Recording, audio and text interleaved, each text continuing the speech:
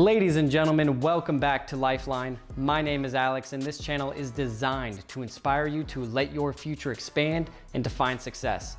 Today, I am giving you a quick book review on this brand new book right here called Success Habits by the one and only, the best-selling success author of all time, Mr. Napoleon Hill. Now, you probably recognize Napoleon Hill from Think and Grow Rich, which is the best-selling success book of all time, selling over 60 million copies. And despite passing away in 1970, he's back with his brand new one called Success Habits: Proven Principles for Greater Wealth, Health, and Happiness. Now, the book was published posthumously on December 31st, 2018. The book is a transcribed version of a series of radio broadcasts that Hill did in 1952 in Missouri. So overall, the book is incredible. And I actually am kicking myself a little bit for forgetting how good of an author Hill is, especially considering the time when this was originally broadcasted in 1952. His thoughts and paradigms on success and everything are just incredible. So if this is your first time hearing of Napoleon Hill, or if you haven't read any of his other books like The Laws of Success or Think and Grow Rich, then I would actually suggest reading this book first, because Success Habits gives a great bare bones introduction to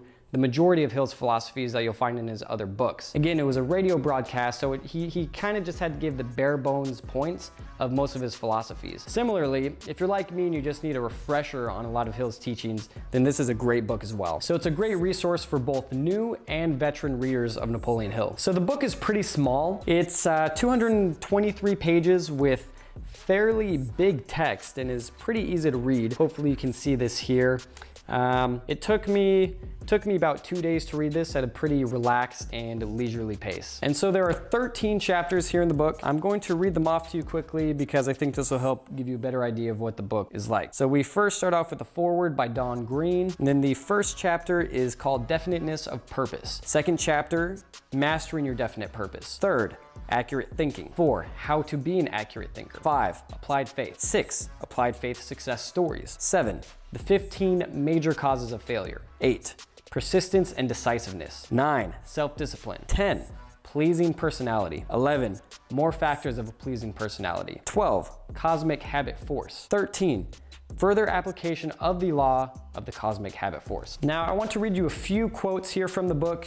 These are little pieces that stuck out to me as I was reading it my first time through, which, by the way, I will be reading this again pretty much after the filming of this video. So our first quote comes from Chapter 1, Definiteness of Purpose. Do you know that if you wait for all circumstances to be just right before you undertake something that you've been planning, maybe even for a great number of years, you'll never start, because circumstances are never just right. Now, I love this passage because it's all about action taking, and he goes into this a lot throughout the book as taking action instead of just planning.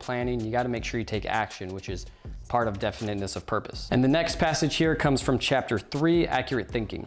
It goes like this: if you're going to be an accurate thinker in the strict sense of the term, you've got to get into the habit of becoming responsible for your own thinking and your own opinions and your own ideas. This is a great passage because it just tells you to think for yourself. Despite what Hill is telling you, despite what anyone else is telling you or who you read, listen to, you still got to think for yourself. Next passage is from Chapter 4, How to Be an Accurate Thinker. Another thing about accurate thinking, your emotions are not always reliable. As a matter of fact, they're generally 95% unreliable. This passage is interesting because he stresses logical thought rather than listening to impulses and emotions.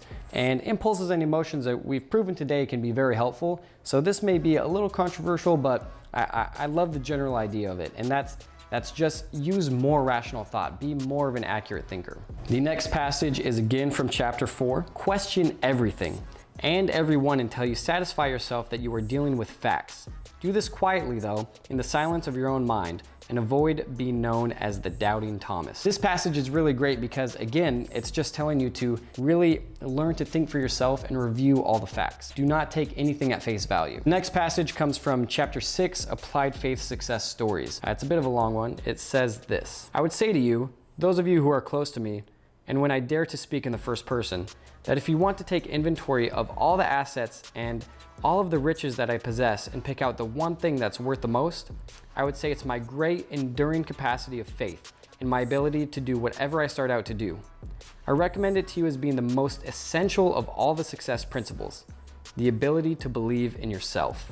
pretty self-explanatory, but despite this guy having all the riches and all the success in the world, he is saying that the one thing that's most valuable and most important to him is just believing in himself. So that's a great lesson that all of us can learn. And if you're having some self-confidence issues, or you're having some self-doubt, you're having trouble starting, maybe doing a new project, a YouTube, you just have to believe in yourself. And I love that passage. And that last passage from chapter 6 is actually the last one that I wrote down, simply because I was so engaged with the book that I forgot to take more notes for this video. Yeah. So again, the book is an overall extraordinary piece of work. It's able to stand on its own as its own separate success book, but it also gives you a good introduction into the general philosophies of Napoleon Hill, and also gives you a great recap of them if you're already familiar with the philosophies. Just a great, amazing piece of writing from his 1952 lecture. Thus, my official review for it is 5 stars. There you have it, ladies and gentlemen. I hope this review was helpful for you, but most importantly, I just hope that you go out and purchase this great book. It retails for about $17 here in the United States, but I also have a link I'll leave in the description down below where you can get it for about $12 on Amazon. In the meantime, head on over to lifeline.coach, because there I have created a very special habit tracker that allows you to convert your habits into actionable data so that you can achieve them over the long term. In the meantime, thank you for watching, and I'll see you next video.